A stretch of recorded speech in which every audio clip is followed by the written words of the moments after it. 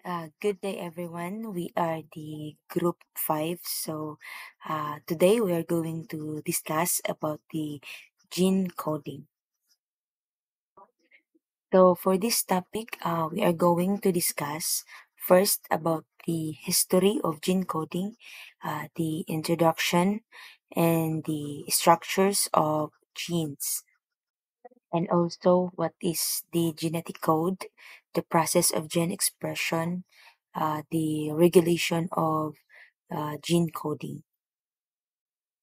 We're also to we're going also to tackle about the mutation and their effects, the application of gene coding or the genetic code in agriculture, and also the conclusion. So for our objectives, now at the end of this lesson, we'll be able to understand how genes serve as instructions for protein synthesis and to identify how DNA sequences determine specific trait and function in organism, and to explore the processes of transcription and translation in gene expression, and also to analyze how genetic codes regulate cellular activities and development, and lastly, to apply the knowledge of gene coding in biotechnology and genetic research rather. Good day, everyone. I am Angel Lamungkon, and I'll be starting our discussion today about the gene coding. So, to begin, I'll talk about the history of gene coding. So, how the scientists first discovered the genes and the DNA, and how the understanding of genetic information has developed over time. Uh, the first history of gene coding began in the 1953.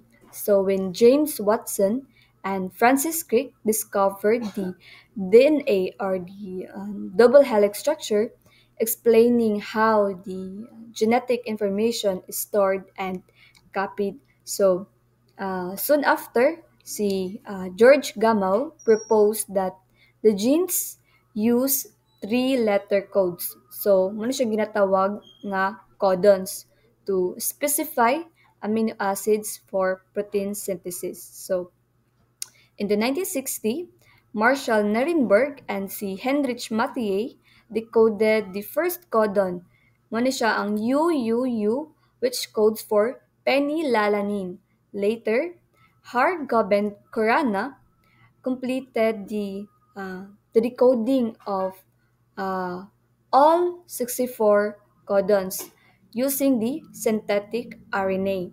So, um, these discoveries became the foundation of a molecular biology.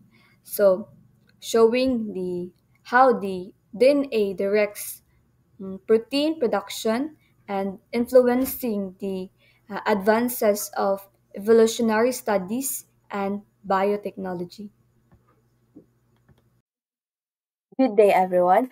I am Shinahart P. Ilican, and for introduction, I'm going to discuss the overview of our topic entitled gene coding. So, what is gene? In a definition, gene is like a set of instruction in our body.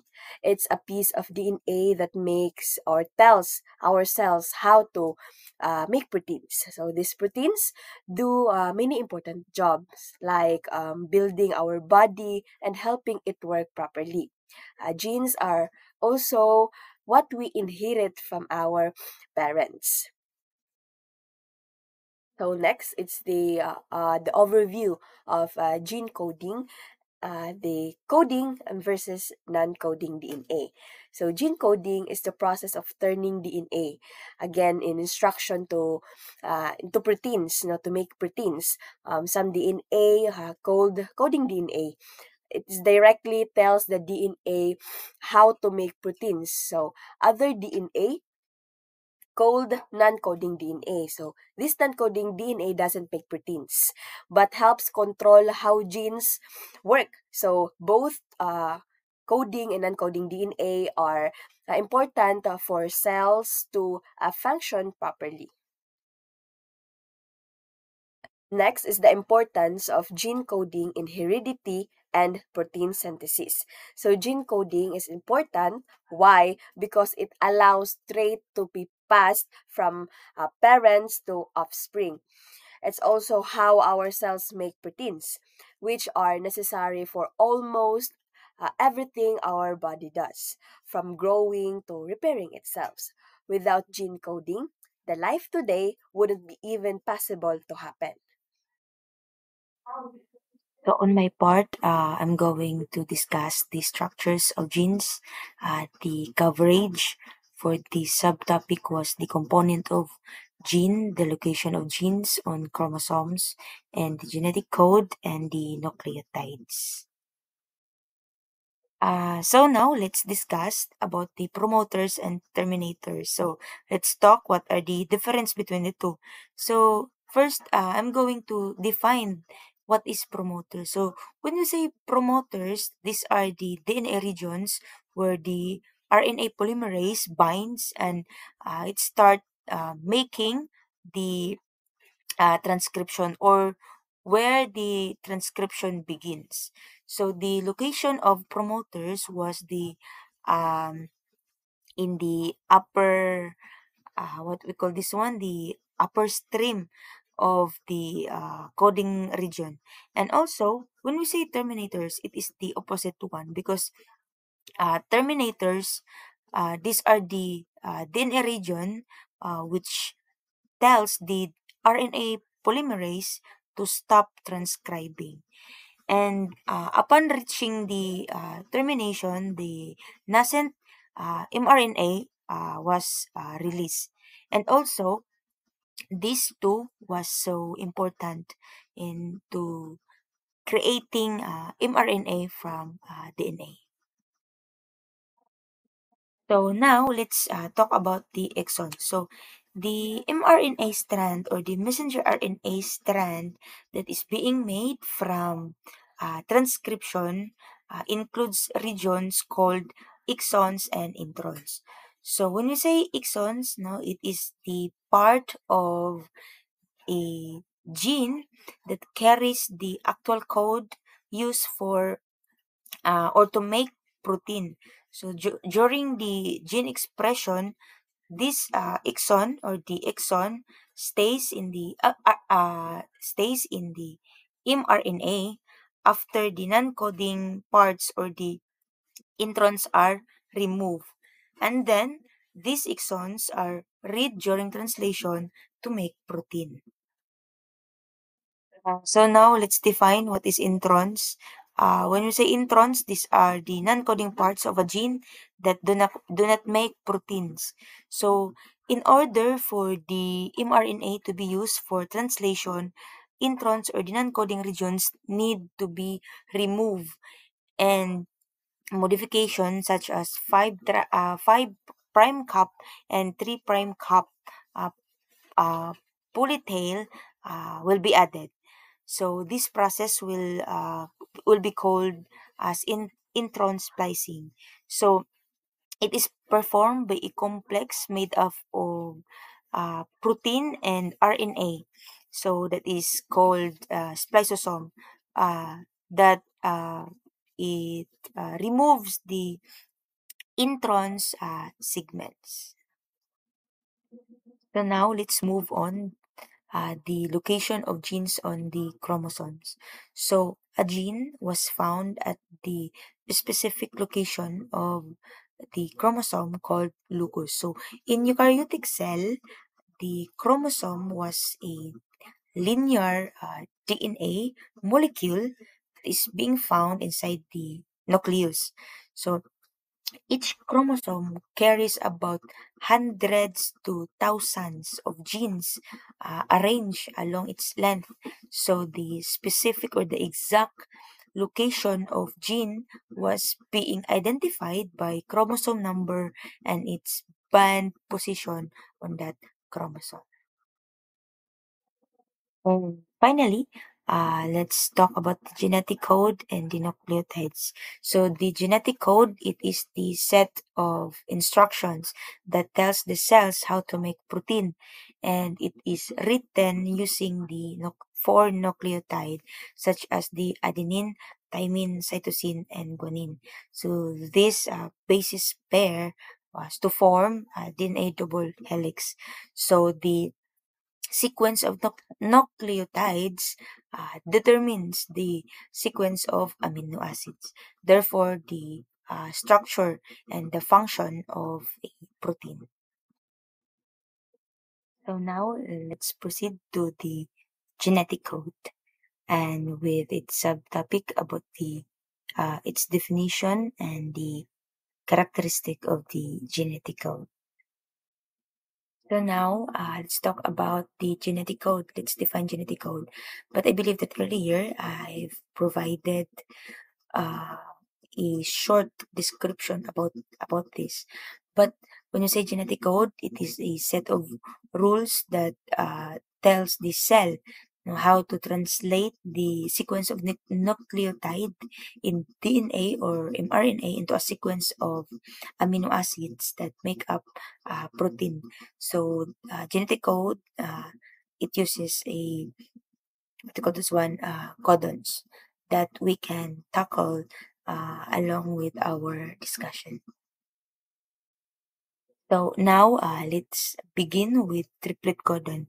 So the triplet codon, it refers to the way the genetic code is read in group uh, with three nucleotides called codons in mRNA strand. So each codon specifies one amino acid, which is the building blocks of protein. So the purpose of what we call this one, this triplet codon, was to provide a precise way to translate the genetic information from DNA or mRNA to protein. So now let's move forward to the universality of the code. So it means that almost all living organisms have the same codon to specify amino acid from human to bacteria. So for example, the codon AUG was the code for methionine that is nearly used in every species. So now let's talk about the start and stop codon. So I believe that this topic was so familiar to us because it is already introduced to us before. So start codon was or it is the signal that marks where protein synthesis begins or to start or during translation. It is usually the AUG, the amino acid methionine. So it tells the ribosomes where to start reading the mRNA. And on the other hand, the stop codon was the signal or it tells the ribosome to end the translation. So these are the UAA, the UAG, and the UGA.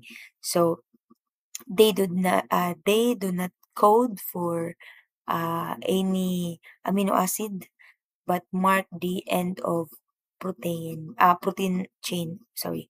So don't worry because later part I will be providing the chart of the start and stop codons. So this is what I'm talking about. Now this is the chart of start and stop codon. So question, how does genetic coding really happens? Let's find out by watching this video.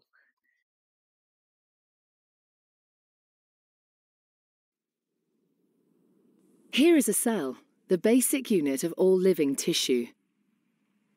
In most human cells, there is a structure called the nucleus. The nucleus contains the genome. In humans, the genome is split between 23 pairs of chromosomes. Each chromosome contains a long strand of DNA, tightly packaged around proteins called histones. Within the DNA are sections called genes. These genes contain the instructions for making proteins. When a gene is switched on, an enzyme called RNA polymerase attaches to the start of the gene.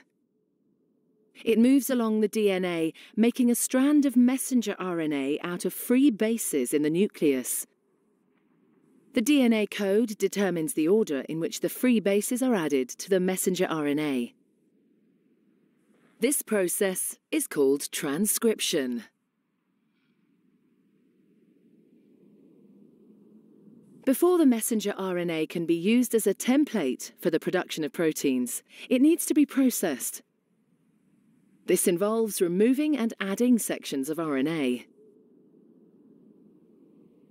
The messenger RNA then moves out of the nucleus into the cytoplasm.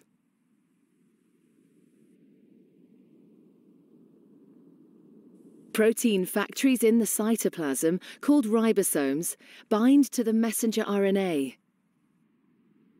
The ribosome reads the code in the messenger RNA to produce a chain made up of amino acids. There are 20 different types of amino acid. Transfer RNA molecules carry the amino acids to the ribosome. The messenger RNA is read 3 bases at a time. As each triplet is read, a transfer RNA delivers the corresponding amino acid. This is added to a growing chain of amino acids.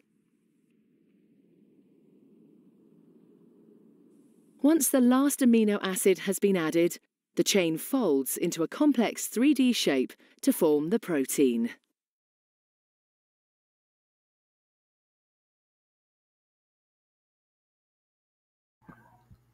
So, what do you mean by regulation of gene coding?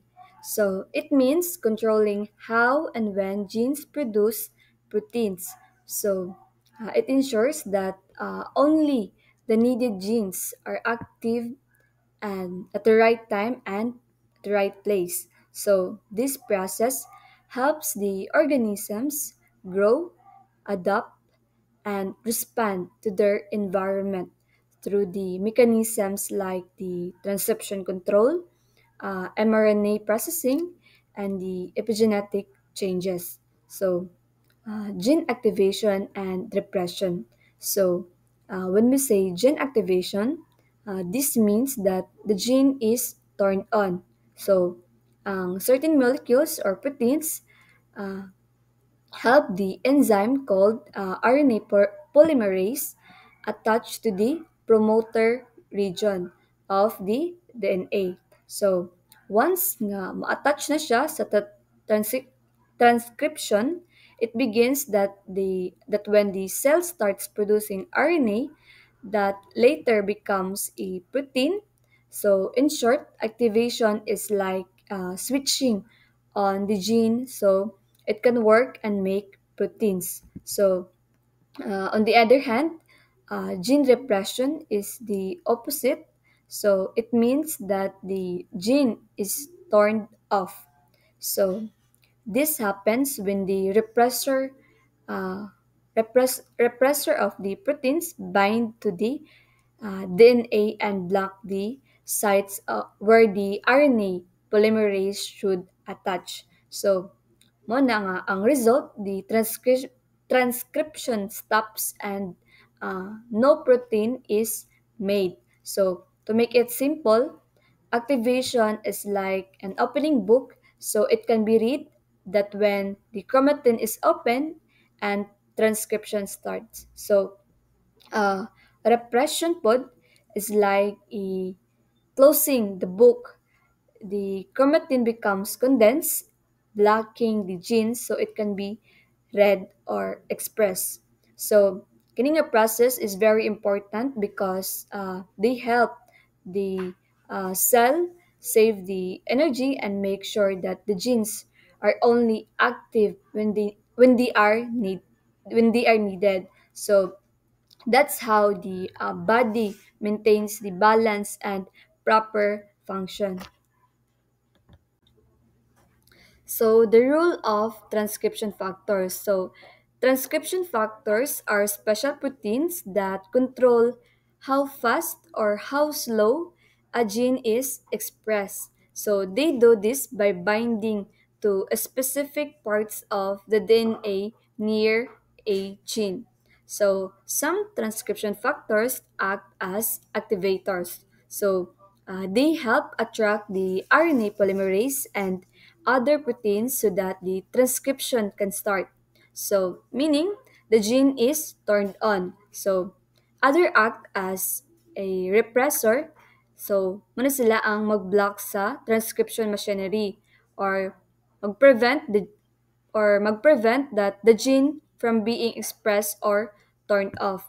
So, these transcription factors are very important because they guide the cell differentiation and help the body respond to the hormones and the environmental changes. So, and even regulate the immune system. So, in short, ang transcription factors, ang role niya, man siya ang mag-act like switches or controllers that decide when and how um, strongly a gene should work. So making them very important in both development and in the medicine. So the role of transcription factors. So first, it binds to the DNA at the promoter or enhancer region. So the transcription factor attached to the specific parts of the DNA called the promoter or enhancer. So second one, it activate or repress the genes by helping or blocking the RNA polymerase. So the third one, it coordinate the gene expression through the interaction with other proteins. So ang transcription factors will work together with the other proteins to regulate the multiple genes at once. So this coordination ensures that the genes will function properly and in the right balance. So, fourth one is to control the cell differentiation, development, and response to signals. So, by regulating the gene activity, transcription factors, and will guide how the cells will develop into specific types and how they respond to environmental or chemical signals, supporting the growth and the adaptation. So, for the last, the environmental and epigenetic influences on gene expression. So, first, when we say environmental factors, we mean things like stress, temperature, diet, or exposure to chemicals. So, these factors can affect how active or inactive the genes would become. So, now the epigenetic factors work in a special way. So, they control the gene activity through chemical changes like denamethylation, histone modification, or non-coding and RNA regulation. So these changes decide whether a gene is turned on or off. So example, the cigarette smoke or pollutants that can cause denamethylation that changes that link to cancer. So usa na siya sa mga factor nga mag-lead into cancer. And one thing pod nga nagka-amaze is that this help the organism to adapt to their environment, and some of them can even pass on to their next generation. So overall, the epigenetic regulation is very important because it helps control the development, the disease prevention, and even the evolution. So in short, our environment doesn't change our DNA, but it can change how our genes behave. And that's what makes every organism flexible and adaptable. So let's move forward about the mutation and their effects. So with its subtopics, the type of mutations, the effects of genes, gene coding and protein production, and also the example of genetic disorders caused by coding errors.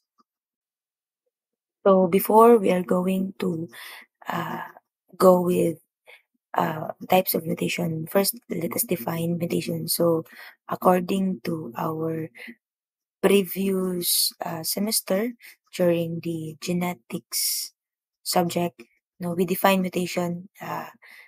It about the changes of genetic materials. So it happens when there is an error of the DNA sequence. So it happens or it occurs in any time during the cell's life, but most often no, it happens during the DNA replication. So the first type of mutation that we have here was the point mutation. So it is a change in one single base in the DNA sequence, or in a very short word, in a shortened definition, it's like a changing one letter in a word. And also in insertion, from the word insert, so one or more nucleotides are added to the DNA sequence. And deletion, so from the word delete, meaning removal of one or more nucleotides from the sequence. So the effects of mutation, there are different effect of mutation. It depends on their types or where they occur. Now, for example, as we can see here on our slide, the silent mutation cause no change, but the missense and the nonsense can alter or stop protein synthesis. Because when we say missense mutation, it happens when the one base in the DNA changes, so causing one amino acid replaced by another. And on the other hand, the nonsense, it happens when uh, when there is changes in DNA, or the DNA creates the stop codon earlier.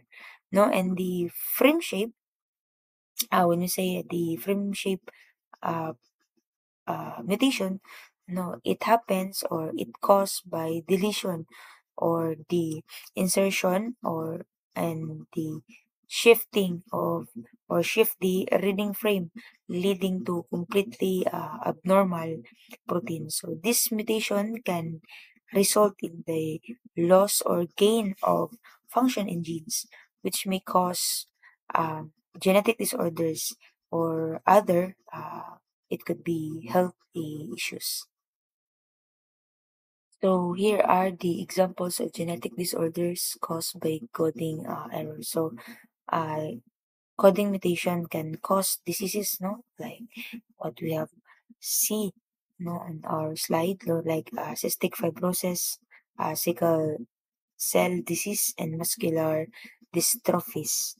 So these are caused by changes in specific genes that affect how important proteins are made.